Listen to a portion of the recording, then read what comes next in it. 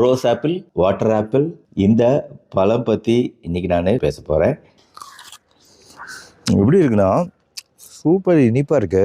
Apple எப்படி இருக்கும் அந்த மாதிரி தன்மையும், பேரிக்காய் கடிச்சா வரக்கூடிய கிரன்ச்சியாக இருக்கு பழம். நல்லா இனிப்பாகவும் இருக்கு. சிஜியம் அப்படின்னு சொல்லிட்டு இது ஆங்கிலத்தில் அழைக்கப்படுது. நிறைய நன்மைகள் இதுக்கு இருக்கிறதா பார்த்தேன். இதுக்குள்ள இருக்கக்கூடிய சத்துக்கள் என்னென்னா, இரும்பு சத்து, கால்சியம் சத்து, மெக்னீசியம் சத்து, மேங்கனீஸ் சத்து. இப்போ இரும்பு சத்து இருக்குனாலே என்ன அர்த்தங்க? ரத்த சோகை, அனீமியா போன்ற விஷயங்கள் வரக்கூடிய வாய்ப்பு குறைவு. ஹீமோகுளோபின் ப்ரொடக்ஷன் நல்லா இருக்கும். எலும்பு சார்ந்த பிரச்சனைகள் ஏற்படாது. இந்த கரையக்கூடிய நார்ச்சத்து குடல்கள்ல நல்ல கிருமிகள் உருவாக துணை புரியறதுனால அந்த வகையிலையும் இது ரொம்ப நல்லது. பல்வேறு உணவுகள்ல இதை அழகா ஃபிளேவரா சேர்த்துக்கலாம்.